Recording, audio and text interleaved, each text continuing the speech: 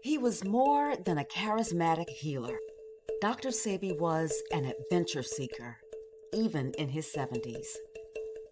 This is a brief account of an adventure with a man who brushed off age and scaled a rocky mountain in Honduras. The 2-week trip begins in Roatan, a Honduran island about a 30-minute boat ride from the mainland. It's home to the world's second largest barrier reef, the Mesoamerican system. At that time, a snorkeler's playground bursting with vibrant pastel and fluorescent coral and tropical fish. Today, global warming, pollution, and the red lionfish invasion have changed all of that. They affect the region so much that the reef is now an endangered ecosystem. We stay at the east end of Roatan at a remote resort called Paella Bay. Smaller than the luxury hotels on the island, Paella Bay sits on a coastal bluff that overlooks the sun-splashed Caribbean Sea.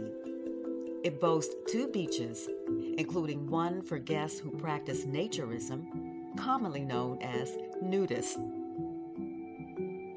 The SUV Sebi brings back to Paella Bay is the vehicle he uses. It takes us from Paella Bay to West End Roatan, from a small waterfront community lined with shotgun houseboats and cabins to the home of Plonnie Jones, the boat captain that gave a young Alfredo Bowman his first merchant seaman job back in the 1950s. We arrive at an East End dock where a young Afro-Honduran man who appears to be in his late 20s and a small motorboat wait to take us to a 30-acre community around the island's bend. No paved roads exist on that part of the island, making it necessary to commute by boat. Sebi's cousins, ages 7 to 60, own and live on the coastal property. It stands out as a perfect example of the independent village living Sebi encourages. Makeshift but functional accommodations serve the family villagers. A mail service shed, a boat dock supplied with gasoline, a 3-table dining room and store counter, and a large outdoor supply cabinet that stores non-perishable food and household goods. A half-dozen cottages are scattered across the land, each one a stone's throw from the Caribbean Sea. Palm trees and other tropical plants hover high and low above them.